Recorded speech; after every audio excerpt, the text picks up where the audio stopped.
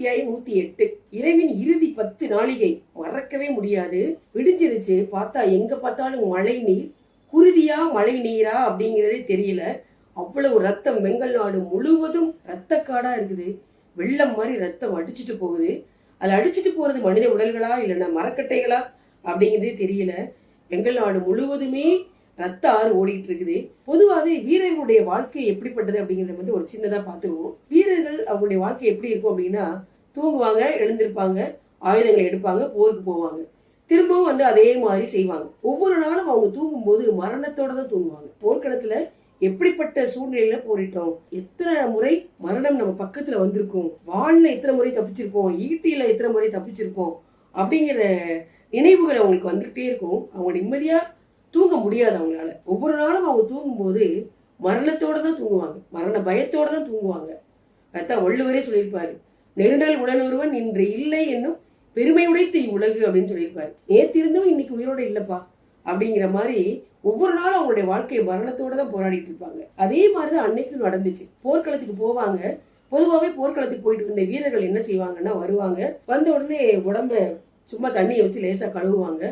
கழுவிட்டு ஏதாவது காயங்கள் இருந்துன்னா மருத்துவரை போய் பார்த்துட்டு அந்த காயத்துக்கு மருந்து போட்டு உணவுச்சாலைக்கு போவாங்க.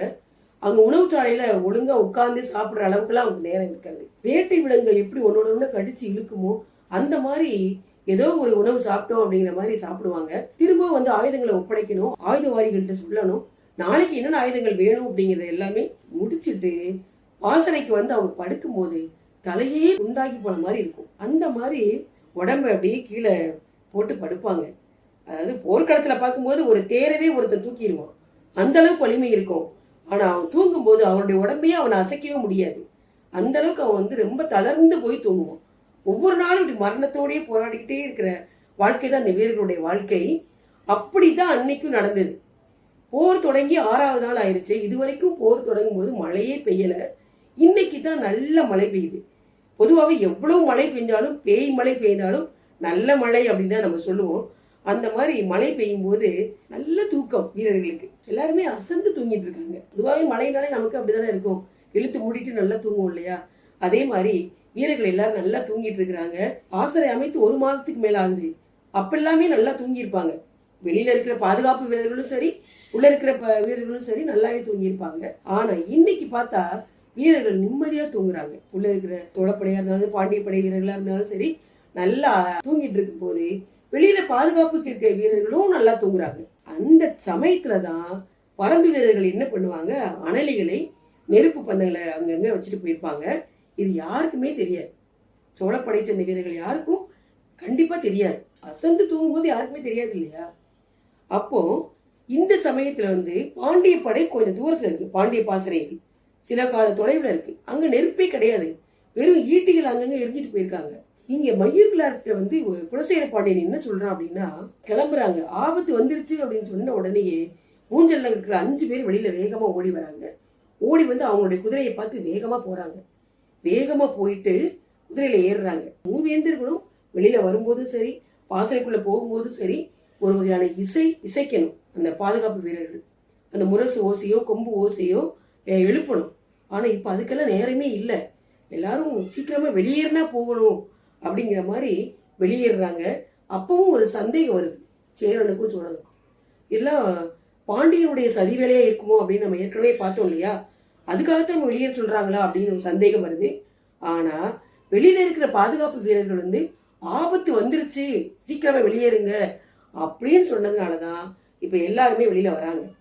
வெளியில மெதுவா போய் தங்களுடைய குதிரைகள் ஏறி பறந்து போறாங்க. வேகமா மலைக்குள்ள எங்க போறோம்னே தெரியாது, இந்த இடத்தை விட்டு போனா போதும் அப்படிங்கிற மாதிரி போறாங்க. இந்த சமயத்துலதான் அங்க அனலிகளை அங்க சுத்தி வச்சுட்டு போறாங்க. பாசறையில இருக்க வீரர்கள் யாருமே எழுந்திருக்கல. பாரு என்ன உத்தரவிட்டிருப்பான் அப்படின்னா, அனலிகளை அங்க வச்சுட்டு நீங்க எல்லாரும் மேல ஏறிடணும், யாருமே அந்த பக்கம் போகக்கூடாது அப்படின்னு சொல்லியிருப்பான். அதனால நெருப்பு பந்தங்களை அங்கங்க வச்சுட்டு பரம்பு வீரர்கள் மேல ஏறிடுவாங்க. அதனால யாருக்குமே தெரியாது, கூச்சல் போடவோ கொம்பு ஓசையோ முரசு ஓசையோ எதுவுமே கேட்கல. அந்த சமயத்துலதான் போகும்போதே குலசேகர பாண்டியன் மயூர்கிளார் காதுல ஒண்ணு சொல்லிட்டு போறான். என்னன்னா, நீ சீக்கிரமா பாண்டிய பாசறைக்கு போகணும், பாண்டிய வீரர்களை வெளியேத்து, பத்திரமா இருக்கணும் அப்படின்னு சொல்லியிருப்பான். மயூர்கிளார் காதுல குலசேகர பாண்டியன் சொன்ன செய்தி சோழவேளனுக்கு கேட்டுருச்சு. உடனே சோழவேலன் என்ன சொல்றான், உங்க பாண்டிய பாசறையில போய் வீரர்களை வெளியேற்ற வேண்டாம், முரசறைந்து வெளியேற்ற வேண்டாம். ஏன்னா முரசு ஓசை கேட்டுச்சு அப்படின்னா எங்களுடைய வீரர்கள் வெளியில வந்துருவாங்க. வெளியில வந்தா அனலி பூச்சியில தாக்கி அவங்க எல்லாம் அழிஞ்சிருவாங்க. அதனால தயவு செய்து முரசெல்லாம் அறைய வேண்டாம், எதுவுமே பண்ண வேண்டாம், பாண்டிய பாசறைக்கும் நீங்க யாரும் போகவே கூடாது அப்படின்னு சொல்றான். குலசேகர பாண்டியனுக்கு தூக்கி வாரி போடுது. அடடா, நம்ம சொன்ன செய்தி அவனுக்கும் போயிருச்சே அப்படின்னு நினைச்சிட்டு அதுக்கு பிறகு மறுப்பு எதுவுமே சொல்லல. ஆனா மையர்கிழாருக்கு உள்ளுக்குள்ள ஓடிக்கிட்டே இருக்குது. ஏன்னா அது பாண்டிய நாட்டை சேர்ந்தவர் இல்லையா, அதனால எப்படியாவது பாண்டிய பாசறைக்கு செய்தி சொல்லி அனுப்பிடணும் அப்படிங்கிறதுனால அங்க ஒருத்தருக்கு செய்தி சொல்லி அனுப்பினாரு. பாண்டிய பாசறை தளபதி இருப்பார் இல்லையா, அவருக்கு அந்த செய்தி போயிருச்சு. போன உடனே என்ன பண்றாரு, முரசு அறைந்து அந்த செய்தியை தெரிவிக்கணும் அப்படின்னு மெதுவா அந்த முரசு அறையிறாங்க. முதல் கூடாரம், 2வது கூடாரம், 3, 4, 5 கூடாரத்துல வீரர்களை எழுப்பி விட்டாச்சு. நல்ல தூக்கத்துல இருக்கிறாங்க. அவங்களை எழுப்பி சொன்னா அவங்களுக்கு ஒன்றும் புரியவே இல்லை, புரிய வைக்கவே முடியல. பாசறை தளபதி என்ன சொல்றான்னா, கையில கிடைக்கிற ஆயுதங்களை எடுத்துட்டு நீங்க பத்திரமா கிழக்கு பகுதியை நோக்கி வெளியேறிங்க அப்படின்னு சொல்றாரு. 5 கூடாரங்கள்ல உள்ளவங்க வெளியேறின உடனேயே மீதி உள்ள கூடாரங்கள்ல உள்ளவங்களும் வெளியேறணும் இல்லையா, அவங்களும் சத்தத்தை கேட்டு கொஞ்சம் கொஞ்சம் பேரா தூக்கத்தோடு அப்படியே வெளியேறி போய்கிட்டே இருக்கிறாங்க. இங்க மூவேந்தர்களும் வெளியேறி வந்தாங்க இல்லையா, தங்களுடைய குதிரையில மூவேந்தர்களும் உயிர் பிழைச்சா போதும்னு வேகமா போறாங்க. முன்னாடி மயிர்கிழர் போறாரு, கருங்கை வாணன் தொடர்ந்து போறான். ஒரு காத தொலைவு போன பிறகு கருங்கை வாணனுக்கு யோசனை வருது. மயிர்கிழர்ட்ட சொல்றாரு, இங்கே பாருங்க, நீலன் கூடாரத்துல இருக்கிற 3 அமைச்சர்களையும் நம்ம தனியா விட்டு வந்துட்டோம், செய்தி சொல்லி அனுப்பல அப்படின்னு சொல்றான். உடனே மயிர்கிழர் சொல்றாரு, ஒரு காத தொலைவு வந்துட்டோம், இனிமே எப்படி நம்ம போய் சொல்ல முடியும் அப்படின்னு மயிர்கிழர் சொல்றாரு. ஆனா வேந்தர்களுக்கு கேட்டுருச்சு. கேட்ட உடனேயே சோழவேலன் என்ன பண்றான், உருமன் கொடியை அனுப்புங்க அப்படின்னு சொல்றான். உருமன் கொடி பாண்டிய நாட்டு தளபதி, அவனை அனுப்பி 3 அமைச்சர்களையும் பத்திரமா கூட்டிட்டு வர சொல்லுங்க அப்படின்னு சோழவேலன் முந்திக்கிட்டான். ஏன் அப்படின்னா அதுக்கு ஒரு காரணம் இருக்குது. ஏன்னா குலசேகர பாண்டியன் என்ன பண்ணிடுவாருன்னா, உசந்தனை அனுப்புன்னு சொல்லிட்டா என்ன பண்றது, ஏற்கனவே உசந்தனை எதுக்காக நியமிச்சிருப்பாங்க அப்படின்னா தேர்ப்படை தளபதியா வெறிகாலன் இருந்திருப்பான், அவனை கொன்னு அழிச்சிருப்பாங்க. அவனுக்கு பதிலாக தான் உசந்தனை நியமிச்சிருக்காங்க. இப்போ உசந்தனையும் அனுப்பிட்டோம் அப்படின்னா நமக்கு தளபதிகளே கிடையாது. அதனால இவர் முந்திக்கிடுவாரு. இன்னொன்னு ஞாபகம் வரும் சோழவேலனுக்கு, என்னன்னா நீலனை பாதுகாப்பா கோட்டைக்கு அனுப்பியாச்சு, அங்க உள்ள வீரர்களே இருக்காங்க பாதுகாப்புக்கு. அதே சமயத்துல யானைப்படையில கொஞ்சம் யானைகள்லாம் தப்பிச்சு வந்திருக்கும் இல்லையா, நாகரட்டுக்கும் இரளிமேட்டுக்கு இடையில உள்ள யானைகள், அந்த யானைகளையும் சுத்தி நிறுத்திடலாம் அப்படின்ட்டாங்க. அப்ப எதுக்கு மாக்கனகன் போகணும், தேவையே இல்லை. எதுக்காக அவனை அனுப்புனாங்க அப்படிங்கிற கோபம் சோழவேலனுக்கு இருக்கிறதுனால உருமன் கொடியை அனுப்பு அப்படின்னு சொல்லிடுவாங்க. உடனே குலசேகர பாண்டியனுக்கு ஒண்ணுமே புரியாது, இப்ப மறுத்து சொல்லவே முடியாது. சரின்னு சொல்லிட்டு உருமன் கொடியை ஒரு 12 வீரர்களோட ஊஞ்சல் நகருக்கு திரும்பவும் அனுப்பி வைக்கிறாங்க. அவன் வீரர்களோட வேகமா போறான். மழை விட்டவே இல்லை, கொஞ்சம் கூட குறையவே இல்லை. குதிரையை வேகமா அட்டிக்கிறான், குதிரை கணச்சிக்கிட்டே போகுது. எவ்வளவு வேகமா போக முடியுமோ அவ்வளவு வேகமா போய்கிட்டே இருக்கான். உள்ளுக்குள்ள அவனுக்கு தோணுது, பரம்பு வீரர்கள் வந்திருப்பாங்களா, கண்டிப்பா வந்திருக்க மாட்டாங்க, இதுக்குள்ள வந்திருக்க முடியாது, அதனால நம்ம சீக்கிரமா போய் அமைச்சர்களை காப்பாத்தி கொண்டு வந்துடலாம் அப்படின்னு நினைச்சிட்டு வேகமா அங்க போறான். அவங்க பேரை சொல்லிக்கிட்டே போறான். இருட்டுக்குள்ள ஊஞ்சல் நகர்கிட்ட போயிட்டான். நீலன் குடிக்க கூடாரத்து வாசல்ல போய் நிக்கிறான் குதிரையோட. 3 பேரையும் பேர் சொல்லி கூப்பிடுறான். எந்த சத்தமும் இல்லை, அமைதியா இருக்குது. என்ன பண்றாங்க, உள்ள இருந்து ஏன் வெளியில வரமாட்டேங்கிறாங்க அப்படின்னு நினைச்சு திரும்ப திரும்ப கூப்பிட்டே இருக்கான். பின்னாடி வீரன் ஒருத்தர் சொல்றான், உள்ள போய் பாரு அப்படிங்கிறான். சரி உள்ள போய் பார்க்கலாம் அப்படின்ட்டு கீழே இறங்குறான். இறங்கிட்டு பின்னாடி திரும்பி பார்க்கறான். பின்னாடி வந்த வீரர்கள் ஒருத்த கூட வீரோடு இல்லை. சரி முன்னாடி உள்ள போகலாம் அப்படின்னா உள்ள இருந்து ஒரு பெரிய குரல், அவ்வளவு மழை சத்தத்திலையும் சத்தமா ஒரு குரல் கேக்குது. யாருடைய குரல், எங்கேயோ கேட்ட மாதிரி இருக்குதே அப்படின்னு நினைச்சிட்டு திரும்பி வெளியில வரணும் அப்படின்னு உருவிய வாழை அப்படி எடுக்கிறான் கையில. உருமன் கொடி எடுக்கவும் உள்ள இருந்து முடியன் ஈட்டியோட வரான். வந்துட்டு உருமன் கொடியுடைய கீழ் நாடியில வச்சுட்டு அப்படி பின்மண்ட வெளியே ஈட்டி வெளியில வந்துருச்சு. உருமன் கொடி அப்படியே கீழே விழுகிறான். இங்க மயூர்கிழார் செய்தி சொல்லியன் பேர் இல்லையா, பாண்டிய படைக்கு பாண்டிய பாசறை வீரர்கள் கொஞ்சம் கொஞ்சம் பேரா வெளியேறிட்டே இருக்காங்க கிழக்கு பகுதி நோக்கி. ஏன் கிழக்கு பக்கமா போறாங்கன்னா, மேற்கு தான் நாகக்கரடு இருக்கு, அங்கதான் எதிரிகள் இருக்கிறாங்க, அங்க போனா எதிரிகள்கிட்ட மாட்டிக்கிறோம், அதனால கிழக்கு பக்கமா போனா உயிர் பிழைச்சிக்கலாம் அப்படின்னு கையில கிடைக்கிற ஆயுதங்களை தூக்கிட்டு தூக்கத்தோட மழையில வேகமா போறாங்க. போக போக அங்க கிழக்கு திசையில விண்டன் தலைமையில படை வீரர்கள் தயாரா இருக்கிறாங்க. 6 பிரிவா பிரிஞ்சு இருக்கிறாங்க. சுத்தி சுத்தி இருக்கிறாங்க. வீரர்கள் போக போக தாக்கி அழிச்சுக்கிட்டே இருக்கிறாங்க. விடியும் வரை அவனுடைய தாக்குதல் நடந்துகிட்டே இருக்கு. தலைகள் உருண்டுகிட்டே இருக்குது. இது ஆசிரியர் ஒரு அழகான உவமை சொல்லியிருக்கிறாரு. பல மணிகளால் கோர்க்கப்பட்ட ஒரு பெரிய மாலை, நவமணிகளால் கோர்க்கப்பட்ட மாலை. அந்த மாலையில ஒரு இடத்துல அருந்துருச்சு அப்படின்னா எல்லா மணிகளும் அப்படியே உருண்டு போயிடும் இல்லையா? அது மாதிரி விடியும் வரை தலைகள் உருண்டு கொண்டே இருந்தன அப்படின்னு அழகா சொல்லியிருக்கிறாரு. அதே சமயத்துல சோழப்படை வீரர்கள் அந்த சத்தத்தை கேட்டு எல்லாரும் வெளியில வர ஆரம்பிச்சிட்டாங்க. வெளியில வர ஆரம்பிச்ச அணலிகளுடைய தாக்குதல் பயங்கரமா இருக்கு. அணலி பூச்சிகளுடைய தாக்குதல் இருந்து ஒருத்தன் கூட தப்பிக்கவே இல்லை. அணலி பூச்சிகள் அத்தனை பேரையும் கொண்டுட்டு பாண்டிய படையில எத்தனை வீரர்கள் உயிரோட போறாங்களோ அவங்கள நோக்கி போய்கிட்டே இருக்கு அணலிகள். சோழப்படையும் பாண்டிய படையும் அத்தனையும் அடைஞ்சிருச்சு. விண்டன் தலைமையில நடந்த போர் அப்படியே முடிஞ்சிருச்சு. இங்க பொதுவாகவே பாறையுடைய திட்டம் என்ன அப்படின்னா, வெங்கல் நாட்டினுடைய நடுப்பகுதியிலிருந்து தான் போரிடணும், தாக்கி அழிக்கணும் அப்படிங்கிறது அவருடைய திட்டமே. ஏன் அப்படின்னா உதயஞ்சேரனுடைய பாசறை அங்கதான் இருக்குது, வெங்கல் நாட்டு பக்கம்தான். அடிக்கடி பரம்போட போரிடுறதே உதயஞ்சேரல் தான். அதனால அவனுக்கு தெரியும் அனலினா என்னன்னு தெரியும், என்னென்ன தாக்குதல் நடக்கும் அப்படிங்கிறது அவனுக்கு நல்லா தெரியும். அதனால நம்ம வீரர்கள் பாதுகாப்பா இருக்கணும் அப்படிங்கிறதுக்காகவே வெங்கல் நாட்டினுடைய நடுப்பகுதியில பாசறை அமைச்சு அங்க வீரர்கள் இருப்பாங்க. கிட்டத்தட்ட 8000 வீரர்களுக்கு மேல அங்க இருக்கிறாங்க. அவங்களாம் எப்படியாவது அடிக்கணும் அப்படிங்கிறதுனால பாரி உதிரன் தலைமையில ஒரு படையை அனுப்பியிருப்பான். உதிரன் தான் அதுக்கு தலைமை தாங்கி போவான். உதிரன் என்ன பண்ணிருப்பான் அப்படின்னா, பொதுவா நம்ம மேற்கு பக்கம் தான் இங்க இருக்கிறோம் இல்லையா, கிழக்கு பகுதி நோக்கி தான் அவங்க ஆபத்து இல்லைன்னு அந்த பக்கம் போவாங்க. ஆனா உதிரன் என்ன செஞ்சிருப்பான் அப்படின்னா, அங்கதான் ஒரு திருப்பு முனையை வச்சிருப்பான் உதிரன். சோழப்படையும் பாண்டிய படையும் முழுமையா அழிஞ்சிருச்சு. இப்ப இருக்க போறது சேரப்படை மட்டும்தான். அதை அழிச்சிட்டோம் அப்படின்னா நமக்கு எல்லாமே முடிஞ்சிடும். உதிரன் என்ன பண்றான், நேர படையோட போய் நிக்கிறான். எல்லாரும் அசந்து தூங்கிட்டு இருக்கிறாங்கன்னு பார்த்தோம் இல்லையா, நல்ல தூக்கம். வீரர்களை அனுப்பி என்ன செஞ்சுனா முரசு அறையிறான். முரசு அறைந்து அவங்களை எழுப்புங்க, தூங்கிட்டு இருக்கிறவங்களை கொல்லக்கூடாது, அதனால எழுப்பி அவங்கள நம்ம தாக்கலாம் அப்படின்னு சொல்லிட்டு முரசு அறையிறாங்க. வீரர்கள் கொஞ்சம் கொஞ்சம் பேரா எழுந்து வர வர தாக்குதல் நடந்துட்டே இருக்குது. வீரர்கள் கிழக்கு பக்கமா போறாங்க. அந்த சமயத்துல துடும்பன் வரான். துடும்பன் எப்படி வந்தான் இந்த இடத்துல அப்படின்னு நம்ம பார்ப்போம். பையர்கிழார், கருங்கை வாணன், மூவேந்தர்கள் எல்லாரும் குதிரையில பயிரமா போய்கிட்டே இருக்காங்களா. போய்கிட்டே இருக்கும் போதே உருமன் கொடி இங்க போனவன் திரும்பி வரல. கருங்கை வாணனுக்கு பயங்கர சந்தேகமா இருக்குது. ரொம்ப நேரம் ஆயிடுச்சு, உருமன் கொடி திரும்பி வரவே இல்லை, நம்ம இன்னொருத்தர் அனுப்பலாமா செய்தி சொல்றதுக்கு அப்படின்னு கருங்கை வாணன் மயிர்கிழார்ட்டு கேட்கிறான். மயிர்கிழார் என்ன சொல்றாரு அப்படின்னா, கண்டிப்பா இந்நேரம் அவங்க எல்லாம் கொல்லப்பட்டிருப்பார்கள் அப்படின்னு சொல்றான். கூலா பதில் சொல்றான் மயிர்கிழார். என்ன அப்படி சொல்றீங்க, உருமன் கொடி சிறந்த வீரன், அவனை யாராலும் கொல்ல முடியாது அப்படிங்கிறாங்க. ஆமா, தளபதிகள் அமைச்சர்கள் எல்லாருமே சிறந்த வீரர்கள் தான், ஆனா அவன் மூவேந்தர்கள் தான் அறிவே இல்லாம இருக்கிறாங்க அப்படின்னு மயிர்கிழார் சொல்லுவான். என்ன சொல்றீங்க அப்படின்னு கேட்பான் கருங்கை வாணன்.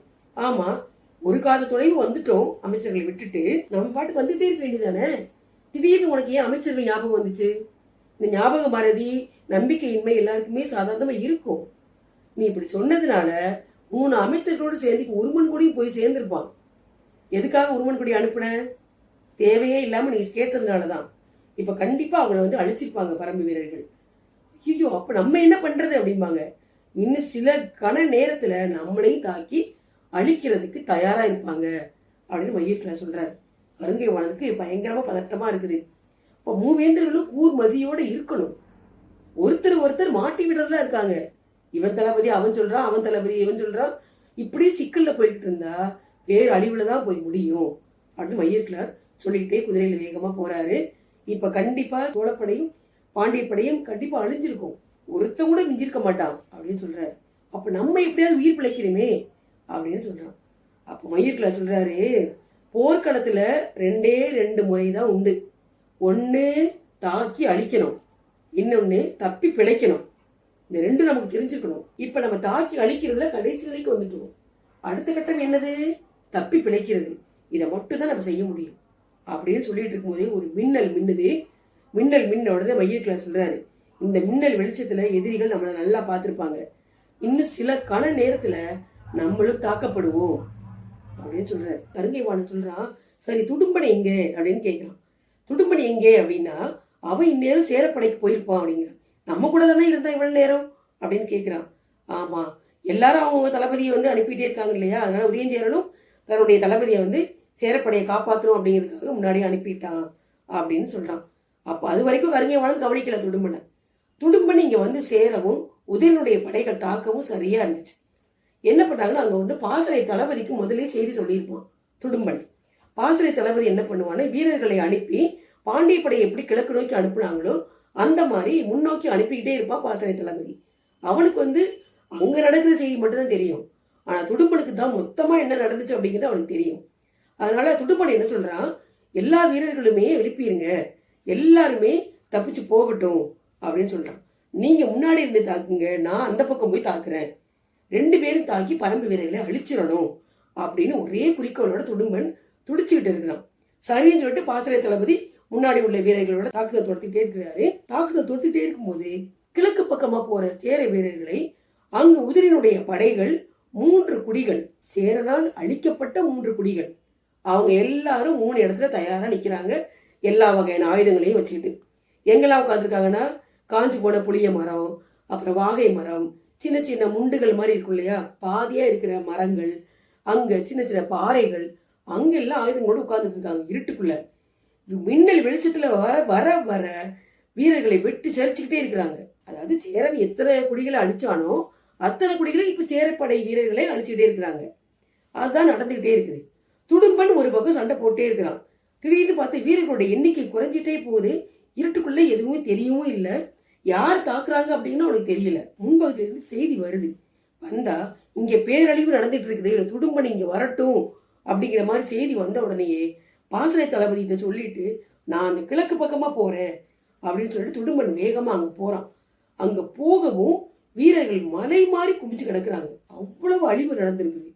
எப்படி தெரியுது அப்படின்னா, அவங்க கீழே விழுந்த வீரர்களுடைய மூச்சு போகாம மூச்சு இறைச்சிக்கிட்டே இருக்குது. சிலர் வந்து இறந்துட்டாங்க, அங்கங்க காலில் தட்டுப்படுது பிணங்கள். இதெல்லாம் பார்த்துட்டு அவனுக்கு ரொம்ப அதிர்ச்சி ஆயிட்டு, யாருடைய தலைமையில இங்க தாக்குதல் நடக்குது அப்படிங்கிறத பார்த்துக்கிட்டே போய்கிட்டே இருக்கிறான். இருட்டுக்குள்ள எதுவுமே தெரியல. அப்போ ஒரு மின்னல் வெட்டின உடனேயே துடும்பனும் யாரே உதிரனும் நேர பார்த்துக்கிட்டாங்க. ஓ, துடும்பனை பார்த்த உடனே உதிரனுக்கு ஞாபகம் வரும். போர்க்களத்துல தினமும் பார்த்திருப்பான் இல்லையா, கண்டிப்பா இன்னைக்கு இவனை அழிச்சே தீரணும் அப்படிங்கிற முடிவுல தான் வந்திருப்பான் உதிரன். நேரா அவன் முன்னாடி போறான், வாளை தூக்கிட்டு போறாங்க. விதவிதமான வாள்லாம் வச்சிருக்காங்க, குத்து வாள், ஈர்வாள், எல்லா வாளும் வச்சிருக்காங்க.